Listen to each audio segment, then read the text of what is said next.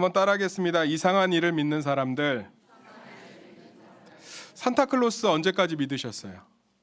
우리 준식이는 몇 살까지 믿었어요? 산타클로스? 7살까지. 7살. 우리 영건이는 몇 살까지 믿었어요?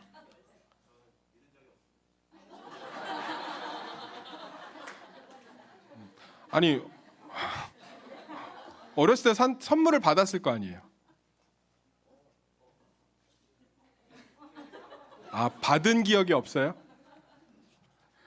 쟤는 어떻게 예수를 믿은 거야? 예수는 믿어지냐? 저도 믿어지죠? 그래요. 우리 의상이는 몇 살까지 산타클로스? 5살 때까지. 저는 8살 때까지 믿었던 것 같아요. 그리고 또 그런 거 믿을 때도 있지 않아요? 어딘가에 내 숨겨진 부모가 있을 것 같다. 저는 10살 때까지 믿었어요. 어머님이 외동아들로 자라면 버릇없다고 하도 엄하게 키우셔서 내 친엄마는 분명히 어딘가에 있을 거야. 근데 이게 나이를 먹어서까지 이것들을 믿고 있으면 그때부터 좀 우스꽝스럽지 않겠어요? 아빠 뭐해요? 산타 할아버지 오시니까 양발 걸어놓는 거야. 그리고 우리 집은 굴뚝이 없으니까 추워도 창문 열고 자라. 안 그러면 산타 할아버지 못 오신다. 이러면 가족들이 근심 어린 걱정으로 보지 않겠어요? 우리 김지민 선생님이 며칠 전에 소천하셨죠. 그런데 갑자기 엄마가 엉엉 울면서 사실 숨겨진 우리 엄마야 뭐 이러고 있으면 가족들이 걱정하지 않겠습니까? 때가 되면 이런 것들은 잘 믿어지지 않아요. 그리고 우리가 평소에 알고 있었던 사실들이 나중에 사실이 아닌 것으로 드러나는 경우들도 종종 있지요. 우리가 가장 많이 착각하는 것 중에 하나가 요 앞에는 뭐 단맛이고 뒤에는 쓴맛이고 옆에는 짠맛이고 뭐 매운맛 뭐 이런 것들 혀 지도 보셨죠? 그거 사실은 그렇지 않거든요. 혀는 전체가 다 맛을 느낍니다. 오늘 깨달은 거 아이들에게 나눠주세요. 그리고 뭐 그런다든지 아니면 시금치의 철분 함량이 굉장히 과장되어 표기되어서 실제로는 다른 채소들하고 별반 차이가 없다든지 뭐 이런 것들이라든지 또 우리 교인들 중에서도 혈액형 믿는 분들이 있더라고요. A형은 소심하고 B형은 뭐 또라이고 AB형은 진짜 상또라이고 뭐 O형은 바보고 뭐 이런 것들 있지 않아요? 그래서 저한테 물어보더라고요. 목사님은 무슨 형이에요? 저는 복음형이에요. 그랬더니 A형이네 A형이야 막 이러고 또 가고 뭐 이런 경우 있는데 혈액형을 아직까지 믿고 있으면 안 되겠죠. 뭐 그런 것들이 우리 가운데 있는데 또 과거에 믿었던 것들이 현재 와서는 그 믿음이 흔들리는 경우들이 있지 않습니까? 뭐 대표적인 게 평생 직장이죠.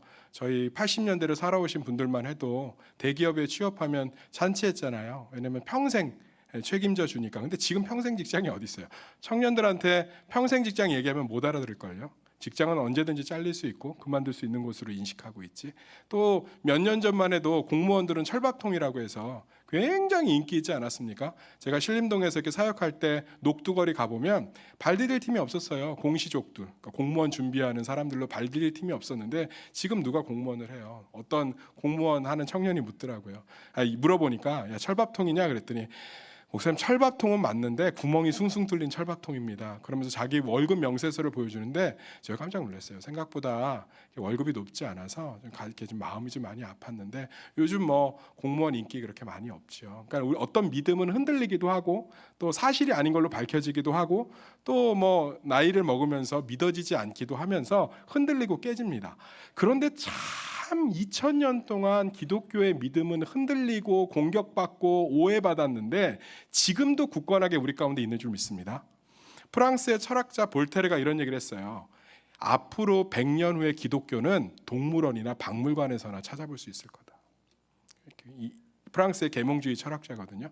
볼테르가 그렇게 얘기했어요. 니체는요, 하나님을 믿는 신앙은 앞으로 전혀 찾아보기 어려울 것이다 라고 얘기했어요. 그런데 지금도 우리는 예수님이 오신 것을 믿고 예배드리고 있는 줄 믿습니다. 이 굳건한 믿음, 흔들리지 않는 믿음, 고난이 오고 기도응답이 안 되고 맨날 넘어지고 하는데도 흔들리지 않는 믿음, 우리 가운데 예수님에 대한 믿음, 그렇다면 우리는 무언가 예수 그리스도가 우리 가운데 오신 경험들이 축적되어서 물려지고 있는 거예요. 예수 그리스도가 우리 가운데 오신 사실을 아무리 부정하려고 해도 믿어질 수밖에 없는 놀라운 일이 있는 거예요. 우리 영건이 보세요. 산타는 어렸을 때부터 안 믿었대요. 근데 예수님을 인격적으로 믿고 이 자리에 앉아서 하나님을 찬양하고 예배하고 있지 않습니까? 이 도대체 믿음의 차이는 무엇일까? 도대체 예수님이 오신 사실이 우리에게 어떠한 것들을 믿게 하는지 오늘 마리아의 잉태를 통해서 살펴보기를 간절히 소망합니다. 그 첫 번째가요, 처녀가 잉태하여 아들을 낳았습니다. 한번 따라하겠습니다. 처녀가 잉태하여 아들을 낳았습니다. 우리 30절 31절 한번 화면 보면서 같이 읽어볼까요? 시작. 천사가 이르되 마리아여 무서워하지 말라. 내가 하나님께 은혜를 입었느니라. 보라 내가 잉태하여 아들을 낳으리니 그 이름을 예수라 하라. 사랑하는 성도님들, 두 가지 원칙이 좀 있지 않아요? 세상에는 처녀는 잉태할 수 없어요. 스스로는 절대로 아이를 가질 수 없습니다. 두 번째는요, 왕, 메시아가 오려면 좀 괜찮은 모습으로 좀 와야 돼요. 알에서 태어나든 아니면 해성에서 태어나든. 이렇게 볼품없는 마리아와 요셉, 이 집안 볼품없는 집안이에요. 그리고 예수님의 직업이 목수였으면 추측하건대 아버지 요셉의 직업도 목수였을 가능성이 굉장히 높은데요, 이 목수가 우리는 굉장히 멋있게 성화를 통해 그려졌지요. 예수님이 우통을 딱 벌으면 구릿빛 노동 근육에 딱 나무를 잡고 뭔가를 만드는 멋있는 모습들을 성화에서 보는데, 실제로 신명기에 나무에 달린 자마다 저주를 받은 자라는 유대인들의 율법 때문에 나무 만지는 직업이 유대인들에겐 굉장히 천한 직업이었어요. 우리식으로 얘기하면 백정이지요. 백정. 그러니까 실제로는 예수님은 하층민 중에 하층민이었습니다. 그리고 요셉과 마리아라는 이름도 그래요. 제가 다시 한번 설명해 드릴게요. 유대인들은 좀 명문 집안이고 살만한 집안이면 이름에 사엘 이런 게 들어갑니다. 야. 대표적으로 야자 들어가는 사람 누가 있어요? 이사야. 그럼 괜찮은 집안 사람이에요. 명문가 선지자 집안의 자제입니다. 엘리야. 예, 이런 것들이 들어가면, 그 사람 엘자 들어가면 굉장히 괜찮은 건데 요셉과 마리아에 들어있지 않아요. 요셉과 마리아는 지금으로 얘기하면 철수하고 영희 같은 이름이야. 막 져주는 거죠. 그러니까 사실은 굉장히 가난하고, 여기선 모든 사람을 구원할 수 있는 왕이 올 수 없어요. 자, 다시 한번 정리할게요. 처녀가 잉태할 수 없습니다. 이렇게 초라하고 가난한 집안에선 대단한 것이 나올 수 없어요. 그런데 세상의 질서가 깨지기 시작했습니다. 할렐루야. 그것을 오늘 말씀에 은혜라고 얘기하고 있습니다. 한번 읽어볼까요? 30절 읽어보겠습니다. 시작. 천사가 이르되 마리아여 무서워하지 말라. 내가 하나님께 은혜를 입었느니라. 천사가요, 마리아에게 인사할 때도 또 은혜란 단어를 써요. 28절 읽어보겠습니다. 시작. 그에게 들어가 이르되 은혜를 받은 자여 평안할지어다. 주께서 너와 함께 하시도다. 사랑하는 성도님들, 세상에는 질서가 있어요. 부모가 잘 살면 자식도 잘 삽니다. 반대로 부모가 가난하면 자식도 힘들어져요. 얼굴이 못생기면 인기가 없습니다. 내 자녀가 지방에 있는 대학을 가면 성공할 확률이 적어요. 내가 나이를 먹으면 할 수 있는 것들이 많이 없습니다. 내가 남편이 없거나 아내가 없으면 외로워요. 세상에는 보이지 않는 질서들이 꽉 잡고 있습니다. 그런데 처녀가 잉태했습니다. 가난하고 소외된 곳에서 메시아가 태어났습니다. 뭔가 균열이 생기기 시작한 거예요. 이 세상을 꽉 쥐고 있는 어둠의 질서가, 이 세상을 꽉 쥐고 있는 죽음의 질서가, 이 세상을 꽉 쥐고 있는 기득권의 질서가 예수 그리스도가 오심으로 은혜로 말미암아 깨지기 시작했습니다. 할렐루야. 이게 우리의 소망이 되는 줄 믿습니다. 죽어도 흙수저는 금수저를 이길 수 없어요. 그런데 하나님의 은혜가 시작되었습니다. 이 나이에 더 나아질 것은 없습니다. 그런데 하나님의 은혜가 함께하고 있는 줄 믿습니다. 우리 아이의 성적이 내 아이의 미래를 결정짓습니다. 그런데 우리 아이 가운데 하나님의 은혜가 있습니다. 이 고난은 끝나지 않을 것 같습니다. 그런데 하나님의 은혜가 있습니다. 우리 집에 있는 빚은 내가 평생 남편과 일해도 이자만 겨우겨우 갚을 뿐 절대로 갚을 수 없을 것 같아요. 그런데 하나님의 은혜가 있습니다. 나는 가정이 깨져서 남편이 없이 홀로 살아야 돼요. 그런데 은혜가 있습니다. 나는 병이 걸려서, 중병이 걸려서 예전처럼 활동할 수 없습니다. 그런데 은혜가 있습니다. 나는 못생겨서 인기가 없습니다. 그런데 은혜가 있습니다. 나에게 새로운 환경은 낯설고 힘듦을 줄 것입니다. 그런데 그곳에 은혜가 있습니다. 할렐루야. 처녀가 잉태하여 아들을 낳았고요, 가난한 마리아와 요셉의 집안 가운데 메시아가 태어났습니다. 뭔가 예수님이 오심으로 말미암아 계란 가운데 병아리가 툭 하고 그 껍질을 쪼개고 나와서 생명이 된 것처럼, 가만히 있던 온 껍질로 둘러싸여 있던 이 세상이 죽음과 권력과 가난과 질병과 고통과 낙심과 문제와 이번 한 주도, 이번 한 달도, 아니 2025년도 떠올려 보면 너무너무 복잡한 문제들이 많지 않았어요? 이걸 어떻게 해야 돼? 이걸 어떻게 내가 감당하냐고. 그런데 그 단단히 나를 싸고 있는 껍질이, 할렐루야, 예수 그리스도가 오심으로 툭 하고 깨지기 시작했습니다. 이게 놀라운 사실이에요. 우린 이걸 믿는 자들인 줄 믿습니다. 이것을 교회가 경험해왔고 2000년 전 때 예수님이 오심으로 말미암아 예수를 믿는 자들이 이것을 끊임없이 경험해왔기 때문에 우리의 믿음은 흔들릴 수가 없는 거예요. 은혜가 있기 때문에. 이것이 우리의 축복이 되는 줄 믿습니다. 많은 분들이 자신의 삶을 예측하고 예단하길 좋아합니다. 무언가가 결정되어 있다고 생각합니다. 내 남편은 죽어도 생활력이 없을 것 같고 변할 것 같지 않습니다. 그런데 그 안에 균열이 생기기 시작합니다. 제가 우리 교회 집사님한테 문자 한 통을 받았어요. 그 문자를 읽어드리는데 너무 은혜가 됩니다. 목사님, 새벽 설교 듣는 가운데 주신 생각을 나누려 합니다. 신랑이 준공이 계속 안 나오는 가운데 뭔가 답답해. 오늘 아침까지도 기다리다 보면 좋은 것을 주시겠지란 마음과 기도로 하루를 시작합니다. 이 집안에 어떤 문제가 있었어요. 그런데 이 문제 가운데 하나님께서는 균열을 일으키기 시작했습니다. 될 수 없는 일이, 가능할 수 없는 일에 뭔가 균열이 생기기 시작했어요. 그것을 뭐라고 한다고요? 따라합시다. 은혜. 할렐루야. 그러면서 이 집사님이 하나님을 온전히 의지함, 하나님을 온전히 소망함, 내가 하나님께 온전히 내어드리지, 그 은혜의 바다에 온전히 내어드리지 못함을 고백하고 다시금 그의 바다로 들어가면서 결국은 하나님의 은혜를 덧입은 결론이 됩니다. 사랑하는 성도님들, 우리 삶은 다 정해 있는 것 같아요. 내 삶은 별반 나아질 것 같지 않습니다. 그래서 신앙의 열정이 식어가는 거예요. 그건 나쁜 게 아니에요. 왜요? 어느 정도 50대를 넘어가면 우리 인생의 패턴과 모든 자녀의 삶이 정해지거든요. 그런데 어쩌죠? 우리에게는 은혜가 있습니다. 할렐루야. 처녀가 잉태하여 아들을 낳고 요셉과 마리아의 나사렛이란 가난한 동네에 예수 그리스도가 시작되셨습니다. 사랑하는 성도님들, 그래서 우리는 기대할 수 있고 기도할 수 있고, 그래서 우리는 소망을 붙들 수 있고 날마다 주님 앞에 나아갈 수 있습니다. 제가 아는 권사님이 다리가 되게 불편하세요. 그리고 몸도 당뇨도 좀 심하고. 그런데 저희가 일본 선교를 이제 계획하고 준비하는데 저한테 그러는 거예요. 목사님, 제가 이 몸에 선교를 가면 폐가 되겠지요. 폐가 되지 안 되겠습니까? 다리도 아프시고 당뇨가 있는데 선교를 와서 뭘 할 수 있겠어요? 그게 세상의 질서예요. 껍질입니다. 근데 제가 그 손을 잡고 그랬어요. 권사님, 은혜가 있습니다.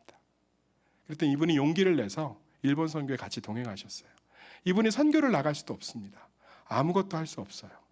그런데 어떤 청년이 선교를 하다가 지쳐서 시험에 들어서 숙소로 일찍 돌아왔어요. 그런데 어디서 우는 듯한 여인의 소리가 들립니다. 그래서 그곳에 갔더니 그 권사님이 눈물로 선교 대원들이 일본 그 거리에서 전도하고 있을 때 간절히 기도하고 계신 거예요. 그 모습에 이 자매가 너무 은혜를 받아서 선교의 모든 일정 가운데 하나님의 복음을 충만히 감당한 간증을 했습니다. 그게 은혜예요. 할렐루야. 다리가 불편한데 당뇨가 있는데 선교지에서 뭘 할 수 있겠어요? 아무것도 못하죠. 피해만 돼요. 맨날 그 얘기예요. 저는 피해만 돼요. 저는 피해만 돼요. 맞아요. 우리는 누군가에게 때가 되면 덤이 되는 존재가 될 수밖에 없어요. 그런데 은혜가 있습니다. 할렐루야. 이게 놀랍지 않나요? 저는 그래서 너무 좋아요. 제 목회를 떠올려 보면 저는 감당할 수 없는 능력이 있어요. 저는 환경을 초월할 수 없고요. 저는 제 성격을 초월할 수 없고요. 저는 제 기질을 초월할 수 없고요. 저는 제 능력을 초월해서 일할 수 없어요. 그런데 은혜가 있습니다. 할렐루야. 그것을 초월해서. 사랑하는 성도님들, 예수님이 오신 사건이 세종대왕이 이 땅에 오신 사건이 아닙니다. 예수님이 오신 사건이 이순신이 우리를 임진왜란에서 구원한 노량해전의 사건이 아닙니다. 예수 그리스도가 오신 건 우리를 철저하게 껍질로 둘러싸고 있는 이 절망의 시대 속에서 절망의 내 삶 속에서, 내 한계의 능력 속에서 껍질을 깨트리신 은혜가 우리 가운데 온 것입니다. 처녀가 임신하여 아들을 낳았고 요셉과 마리아의 집안에 메시아 다윗의 왕가가 시작되었습니다.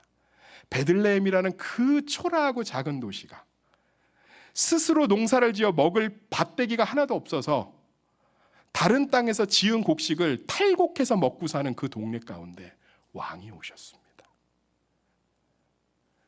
들판의 목자들은 사꾼 목자입니다. 인생에 소망이 없습니다. 저는 선교지에서 실제로 봤습니다. 목자는 두 부류가 있습니다. 양을 소유한 굉장히 건물주 같은 부자들이 있고요. 그 양을 밤새서 지켜야 되는 사꾼 목자들이 있습니다. 양을 한 마리 잃어버리면 그 당시에 경제적 가치로 40만 원을 물어야 되는데 그들의 하루 일당이 1,300원입니다. 그런데 양은 반드시 잃어버리고 죽게 돼 있습니다. 그러면 이 들판에 있는 목자들에게 모든 걸 전가하게 돼 있습니다. 평생 일해도 거기서 벗어날 수 없는 인생의 막장들이 하는 직업이 들판의 목자들입니다. 그런데 예수님이 그들에게 제일 먼저 오신 소식을 알리신 줄 믿습니다. 이게 균열이에요. 은혜. 그들은 누구도 신경 쓰지 않는 그룹이었습니다. 그런데 예수 그리스도가 그들에게 자신의 오심을 제일 먼저 알리고 있습니다. 뭔가를 빠직하고 깨신 거예요. 이방의 동방 박사들은 하나님의 희의자도 모릅니다. 그들은 이방에 있는 이방인들이에요. 그들이 하늘의 별을 통해서 예수님을 경배하러 옵니다. 할렐루야. 뭔가 이 지구와 우주를 감싸고 있는 질서가 빠직하고 깨진 거예요. 나는 이게 너무 좋아요. 우리가 성탄절날 기뻐할 수 있는 건 뭐냐고요? 뭔가 우리 삶에 은혜라는 깨짐이 시작된 줄 믿습니다. 그것이 우리의 나이를, 그것이 우리의 학벌을, 그것이 우리의 건강을, 그것이 우리의 가난을, 그것이 우리의 부족을, 그것이 시대적인 어두운 상황을, 경제적인 상황을 깨트려 갈 줄 믿습니다. 은혜가 이 땅에 시작됐습니다. 그 하나님을 찬양합니다. 두 번째로요, 능력과 권능으로 다스리는 분이 오셨습니다. 따라하겠습니다. 능력과, 제가 다시 할게요. 능력과 말씀으로 다스리는 분이 오셨습니다. 우리 32절 33절 읽겠습니다. 32절 33절 시작.